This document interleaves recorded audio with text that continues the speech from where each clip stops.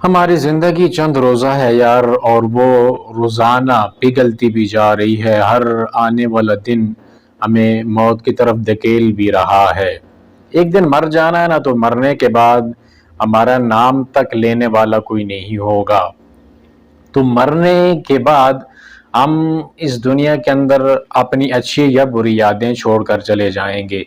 या तो लोग अच्छी तरह से हमारा जिक्र करेंगे कि अच्छा आदमी था और मोहब्बतें बिखेरने वाला आदमी था, उसके अंदर खैर थी। या फिर लोग कहेंगे यार बुरा आदमी था, शुक्र है दुनिया से गया है तो बोझ हल्का हुआ है ज़मीन का। तो इसलिए इस दुनिया के अंदर जो चंद रोज़ा ज़िंदगी गुजारनी है ना, वो इस अदा से गुजारें कि जिसमें अल्लाह का जो हक है वो भी अदा हो जाए, और जो उसके बंदों के हुकूक हैं वो भी अदा हो जाएं। अल्लाह रब्बुल आलमीन से ताल्लुक़, उस रब्बुल आलमीन की रज़ा की तलाश, ये तो ज़िंदगी का मकसद है। ये मकसद सबसे ऊपर होना चाहिए, और हर काम में ये देखना चाहिए कि कहीं मैं रब्बुल आलमीन को नाराज़ न कर बैठूं। हर अमल के अंदर देखना चाहिए कि इसमें रब की रज़ा शामिल है या नहीं, रब ताला ने हुक्म दिया है या नहीं, और उसके रसूल सल्लल्लाहु अलैहि वसल्लम की इसके बारे में तालीमात क्या हैं। अगर वो काम अल्लाह और उसके रसूल सल्लल्लाहु अलैहि वसल्लम ने नहीं बताया, या उनके बताए तरीक़ों के बिल्कुल ख़िलाफ़ कोई काम जा रहा है, तो हमें उस काम से परहेज़ करनी चाहिए। कि इन आमाल के बारे में फिर ज़ाहिर है सवाल होना है क़यामत वाले दिन, सारी ज़िंदगी के बारे में और आमाल के बारे में भी। रब ताला ने बहुत सारी नेमतें दे रखी हैं, उन नेमतों के बारे में ज़ाहिर हमसे सवाल होना है। उस नेमतों का शुक्र अदा करने के लिए हमारे पास क्या है? ये कोई टूटी फूटी इबादतें हैं जो उसके शुक्र करने के अंदाज हैं, थोड़े बहुत हैं, वो भी गिनी चुनी इबादतें हैं, हम उनको गिन भी सकते हैं। तो इसलिए अल्लाह ताला से ताल्लुक़ वो बड़ा मजबूत होना चाहिए। अब उसके जो बंदे हैं ना, उन बंदों के साथ मामलात ऐसे होने चाहिए कि आप जब इस दुनिया से जाएं तो किसी का दिल आपके ऊपर इतना दुखा हुआ ना हो, कहे वो ये कहे कि शुक्र है ये बंदा जो है ना इस दुनिया से गया है, और इसने मुझे दुनिया के अंदर बड़ा तड़पाया है, बड़ी अजियत दी है। लोगों के दिलों के ऊपर वार मत कीजिए, अपनी ज़ुबान के नश्तर मत चलाइए, अपनी जो नज़रें हैं ना, निगाहें, इनके तीर मत फेंकिए। बाज़ औक़ात इंसान बोलता भी नहीं है, लेकिन नज़रों का इशारा उसका इतना चुभता है इंसान को कि वो इंसान को कई कई साल तक वो याद रहता है। तो इसलिए अपनी ज़ुबान और अपने हाथ से दूसरे मुस्लिम को महफूज रखना, यही तो बेहतरीन इस्लाम है अल्लाह के नबी सल्लल्लाहु अलैहि वसल्लम की हदीस के मुताबिक। और यही बेहतरीन ईमान की निशानी भी है कि आपकी ज़ुबान और आपके हाथ से दूसरे मुसलमान महफूज रहें।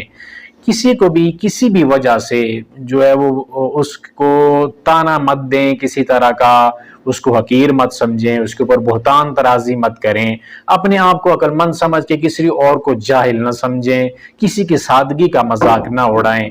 और अगर किसी की कोई एक आदमी है जो नादान है बेचारा, किसी भी मामले के अंदर कोई बात समझता नहीं है, तो आप उसकी नादानी को जाहिलियत समझकर उसके ऊपर जाहिल होने का और गलत होने का, मुनाफिक होने का, इस तरह के फतवेबाजी न किया करें। किसी के दिल के साथ खेलने का या किसी के जज्बात के साथ खेलने का हमारा कोई हक नहीं बनता, हमें या किसी ने भी नहीं दिया, बल्कि इससे मना किया गया है कि मुसलमानों के जज्बात का भी ख्याल रखा जाए और उनको किसी तरह से भी कोई अजियत तकलीफ न पहुंचाई जाए। और ख़ासकर ये जो इलेक्शन का सीज़न है, इसके अंदर आपका जो भी महबूब कायद है, आप उसको वोट दें, उसका दिफा करें, लेकिन अपने मद्दे मुकाबल जो दूसरा बंदा है उसकी राय का भी थोड़ा बहुत एहतराम कर लें। उसको ये तो ना समझें कि मैं बहुत अक्लमंद हूँ और वो बिल्कुल जाहिल आदमी है, वो गलत आदमी है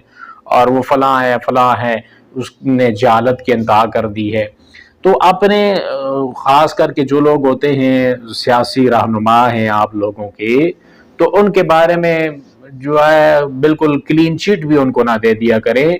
फला तुज़क्कू अनफुसकुम हुवा आलमु बिमन इत्तक़ा। रब्बुल आलमीन ने हमें ये इस बात से मना किया है कि अपने आप को ये पाक मत करार दिया करो कि फलां बड़ा मुत्तकी है, फलां बड़ा परहेजगार है, और दूसरी तरफ उसके मद्दे मुकाबल वो पापी है, वो शराबी है, वो फलां है।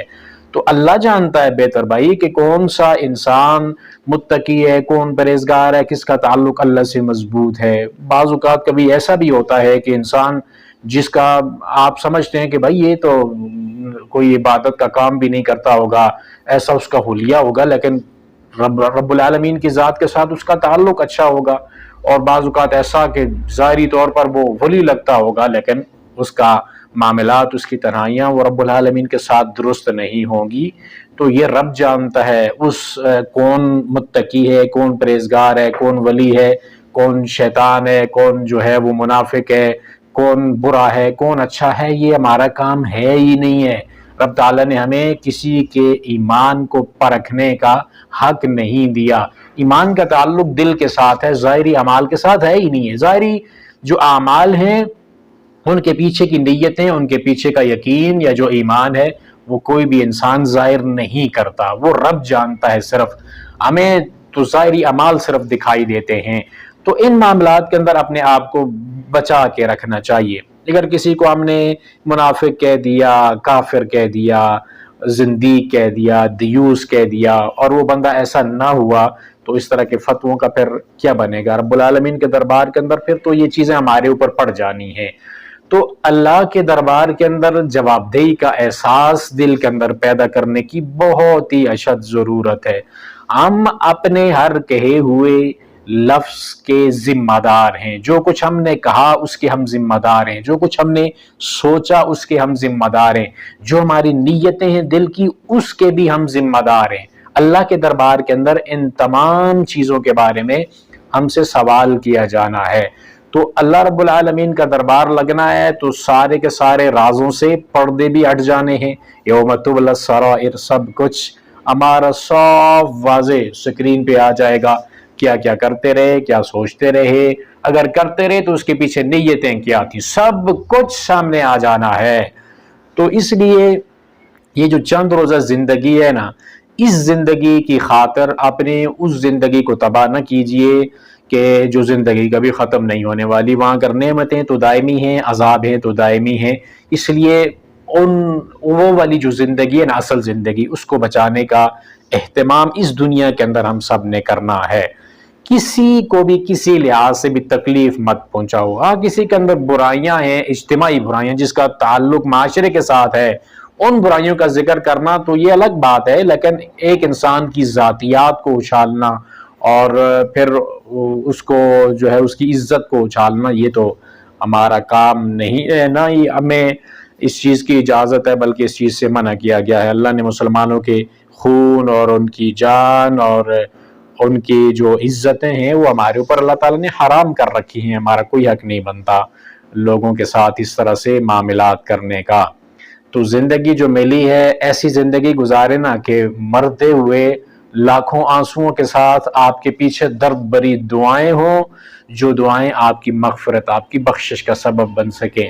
آپ کو وہ جو اندھیرا گڑھا ہے نا قبر کا، اس کے اندر راحت جس وجہ سے مل سکے اور آپ کی قبر کے اندر کشادگی آ سکے، آپ کے پیچھے ہزاروں لوگ دعا کرنے والے ہوں۔ ایسا نہ ہو کہ جو لوگ ہے پیچھے وہ ہمارے اوپر تھوکنے والے ہوں اور گالیاں دینے والے ہوں اور ایسی باتیں کرنے والے ہوں کہ یار شکر ہے ہماری جان چھوٹ گئی۔ ایسی زندگی گزارنے کا فائدہ نہیں ہے۔ تو اپنی زبان سے، اپنے کردار سے، اپنے عمل سے، اپنے اشاروں سے دوسروں کو بچائیے، اور ان کی اس معاملے کے اندر ان کی دل آزاری مت کیجیے کہ یہ جو چیزیں نا یہ قیامت والے دن وبال بن جانی ہے۔ یار یہ چیزیں معمولی، اس کو نہ سمجھو۔ مسلمانوں کے جذبات کے ساتھ کھیلنے کے لیے سورہ حجرات کا مطالعہ کر کے دیکھو نا، اللہ نے وہ جو ساری باتیں ذکر کی ہیں نا، وہ کیا ہے اس میں؟ وہ سارے مسلمانوں کے جذبات کے ساتھ ان چیزوں کا تعلق ہے، دل کو لگتی ہیں وہ باتیں جن سے اللہ تعالیٰ نے ہمیں منع کیا ہے۔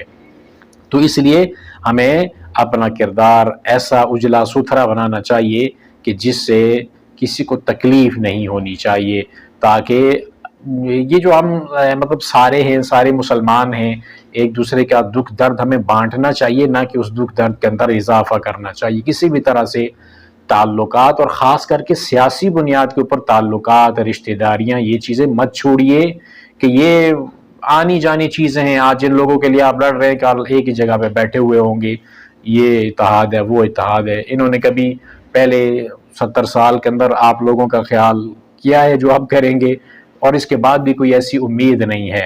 سارے ہی اس راہ کے راہی ہیں، چاہے وہ علماء ہوں یا چاہے وہ دیگر پارٹیاں ہوں جو جن کو لبرلزم کا نام دیا جاتا ہے یا جن کو بے دین کا نام دیا جاتا ہے، جیسے بھی یہ سارے کے سارے جمہوریت کے راہی ہیں۔ اس لیے نہ اپنے آپ کو تقوی کے پہاڑ کے اوپر چڑھاؤ اور نہ دوسرے کو جو ہے وہ گناہوں کی گہری کھائی کے اندر دھکا دو، سارے برابر ہیں اس راستے کے اندر۔ تو اس کے اندر جو ہے نا تقوی پہ کون ہے اور کون جو ہے وہ گناہگار ہے، یہ تو اس کا فیصلہ کرنا ہمارا کام نہیں ہے۔ آپ کو جو بھی اچھا لگتا ہے آپ اس کے ساتھ ہوئیے، لیکن اس کی آڑ کے اندر نشتر نہ چلائیے اپنی زبان سے اور اپنے ہاتھوں سے، اور اپنے جتنے بھی سوشل میڈیا کے اکاؤنٹس ہیں یا جو کچھ بھی ہے اس کو اس طرح سے استعمال نہ کریں کہ جو آپ کا معاملہ ہو، آپ کا لفظ اگلے کے لیے تیر بن کر اس کے سینے کے اندر سے کریدتا ہو اور اس کے لیے دکھ کا باعث بنتا ہو۔